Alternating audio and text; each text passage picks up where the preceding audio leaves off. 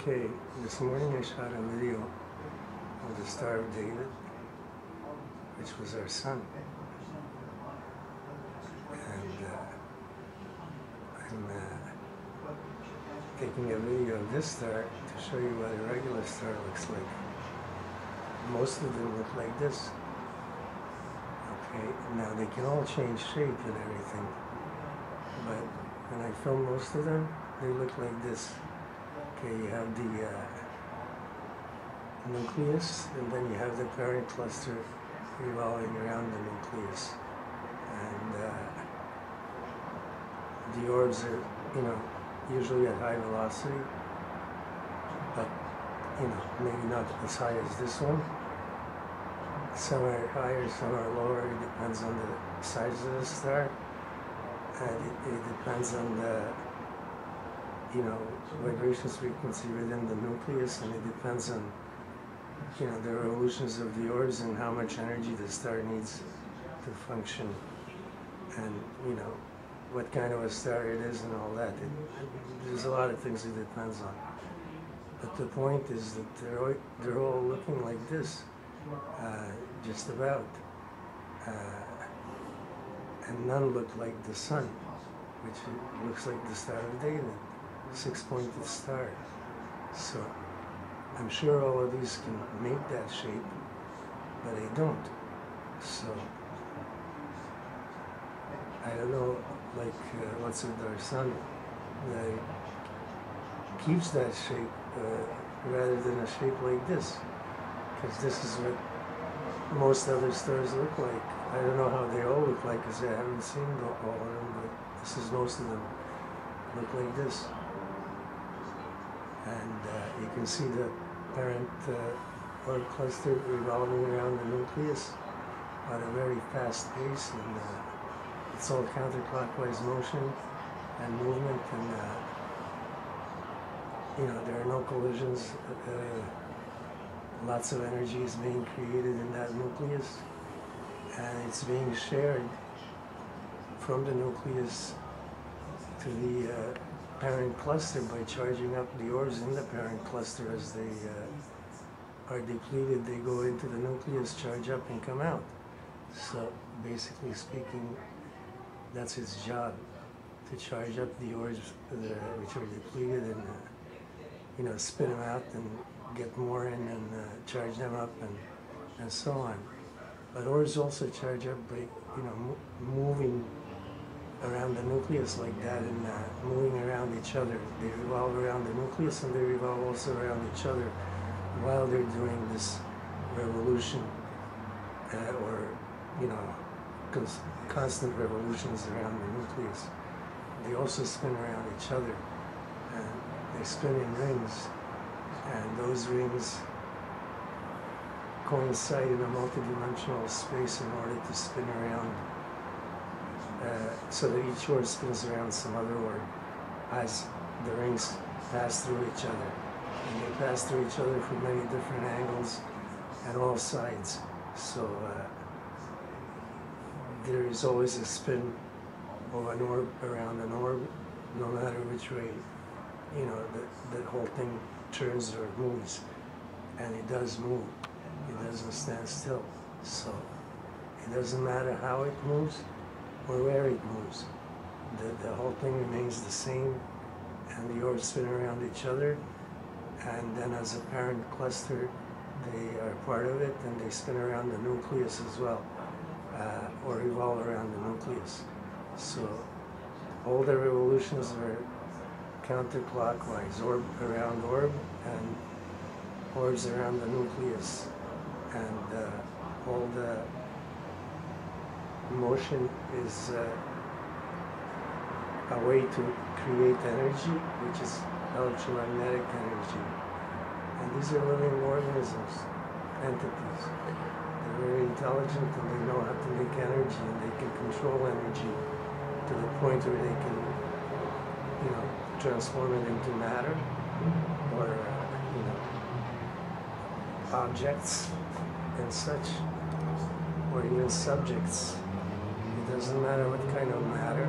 They can make it into living matter or non-living matter. but they can transform energy to matter. That's the important point.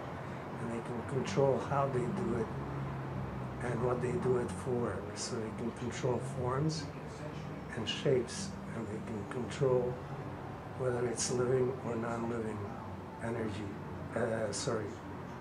living or non-living matter that they create from the energy that they've created already. So all that just serves to show that there are different stars than the sun, and they, operate in pretty much the same fashion, but look different. And this one is going to expand its shape, like it's going to change its shape. You can tell it's going to change its shape.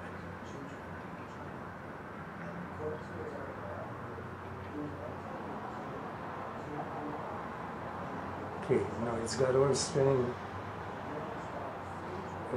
both ways, up and down, and horizontally. It's got a lot of different revolutions going on at the same time. Okay, that's not safe for a star to make all that happening. Man, I wish it would stand still so I could hold it right on it. Okay, so here's what a star usually looks like. Every star I've filmed so far looks pretty much like this. Aside from being able to change shape and color and things like that, most of them look like this. So,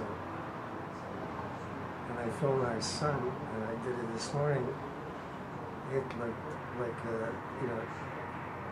six-pointed star, and it looked like that the other day, a few days ago. So that's no coincidence anymore, and that's not an accident. That means it can make that shape all the time.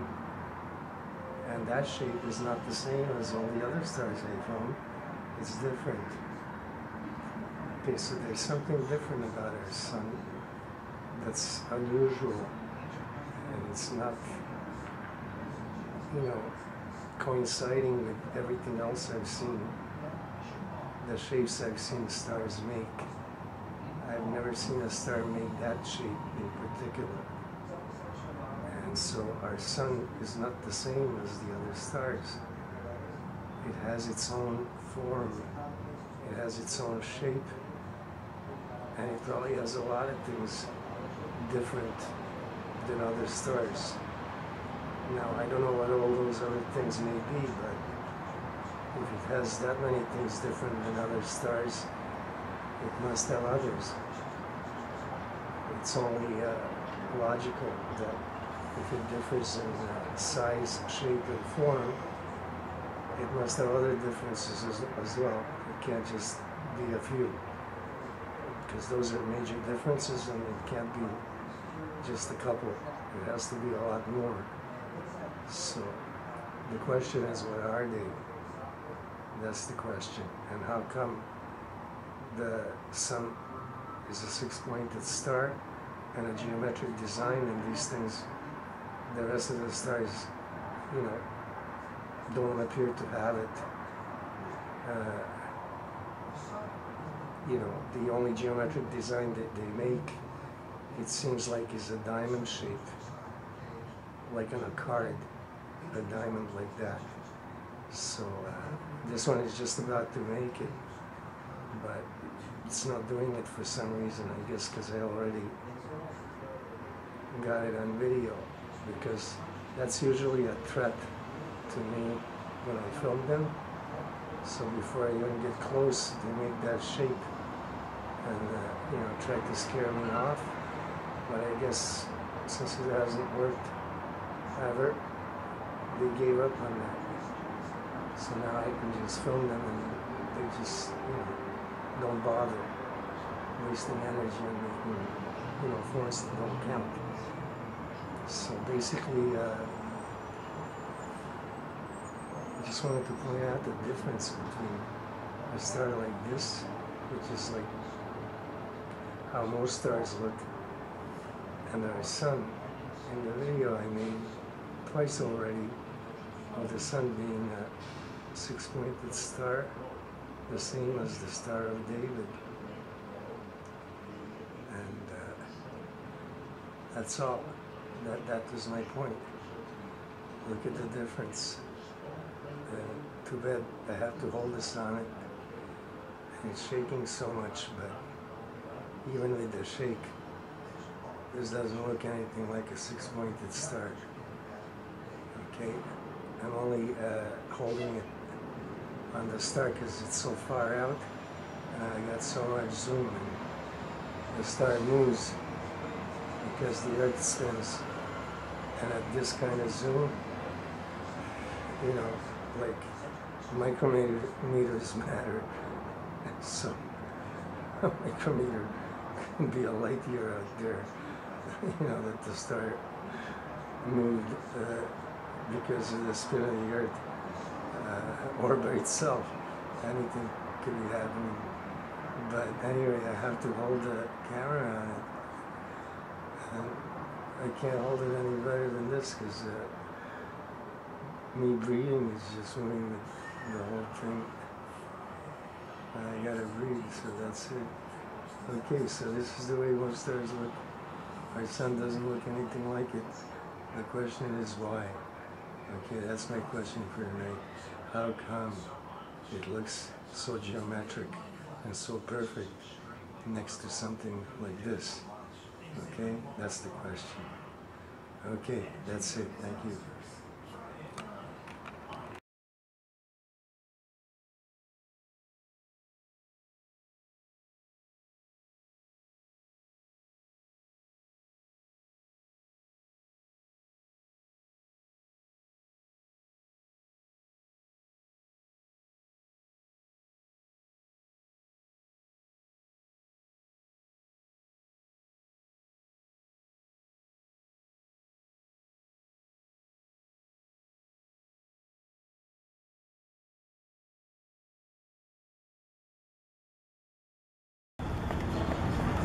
This is August the 2nd. Checking out what the sun looks like today. Let's see what shape it's in. Boy.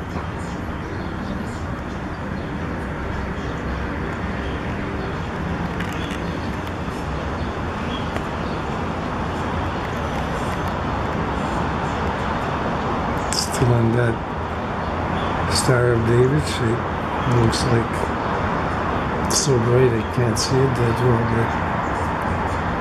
but it looks like the Star of David.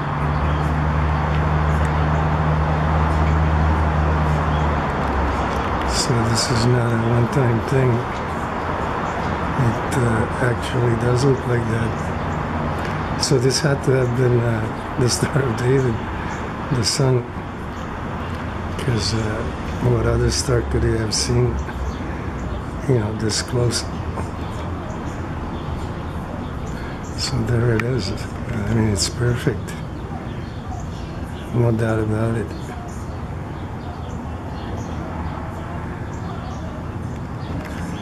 Okay, let's see if any oars are shooting off of it.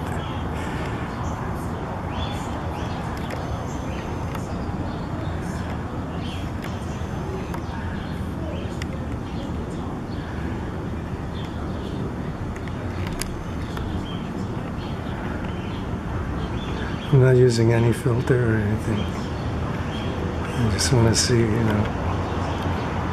what it's going to look like without a filter if any oars just shoot out from it. I won't be able to see them because it's right in my face. I don't want to use sunglasses because then I really won't be able to see them. But look at that shape. Is that perfect or what? Okay, so the Star of David is the sun. There's no question about it. I mean, that's perfect right there. So, boy, nothing's changed. I mean, since even before the Jewish people were around, people before them worshipped the sun. So they just took on that belief, worshipping the sun. And then the Christians after them and everybody. The sun has always been worshipped as the star. You know, if you want to say the star of God or as God. But there it is right there. It's perfect. Look. So, and that's because it has 6 beams of light coming out of it, and they form that perfect Star of David shape. So there's no question about which star was the Star of David. This was it. 100% positive. This was it. Because David or anyone else couldn't have seen any other star like this, or this close. And I know they didn't have cameras like I use to see other stars. And other stars don't have this shape. Because I've gotten close to them and they don't have the same shape. So, because of the 6 beams of light that the sun shoots out, which splinter into 2 per each beam as well, so there's like a dozen altogether. After they split apart, there's a dozen. The 6 main beams that it shoots out form the Star of David, and there it is. If this is, this is perfect. So, I don't know if any orbs are going to shoot off of it, or if they'll even be visible, because it's so bright, and I'm using no filter and shooting right at it.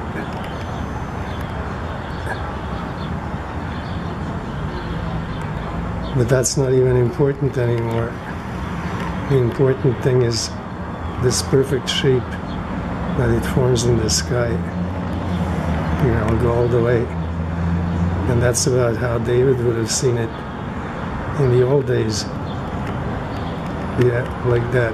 This is like all the way back, no zoom. So, all the way back, no zoom.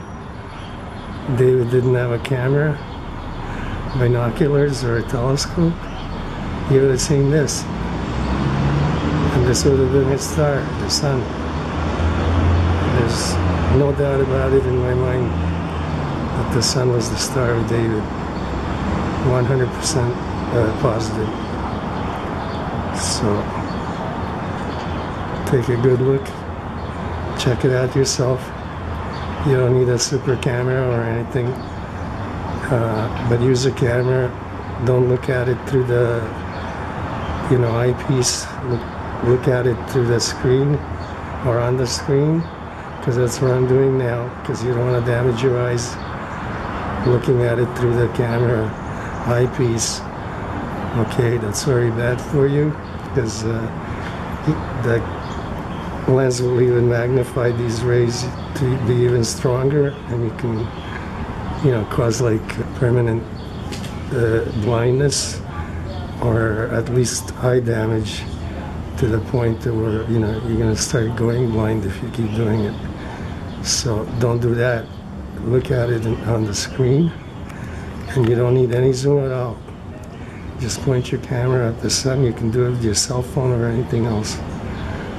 And this is the Star of David. Perfect. You have to do it early in the morning. Okay, it's 6:35 right now. And this is August 2nd, 6:35 in the morning. Now you can do it on any sunny day. Try and do it when there are no clouds in the way, so that you can see the shape of the star. And this is our sun, and that's the Star of David, our sun. Okay, so even if I come closer, see, it still holds the shape, and then when you get too close, it starts to lose the shape because of the brightness of the rays and all the other light that it's producing. But other than that, this is definitely the star. Okay, I can't see any orbs because the sun is in my eyes anyway, even though I'm trying not to look at it. But there it is, no zoom at all. That's the Star of David. It's our sun. Okay, and that's the only plausible explanation for what the Star of David was and which star it was, because he had no other means of seeing any other star. The only star he was able to see clearly like this, and the shape of it, was our sun. So our sun is the Star of David. Okay, so that's it for this morning. I have things to do. This is a significant finding that the Star of David is the sun, because I don't think too many people made that connection, unless I'm wrong. I don't know how the Jewish people feel about that. Maybe they knew all along, but certainly I didn't. And therefore, I'm gonna make a video and post it. Okay, that's it. Thank you.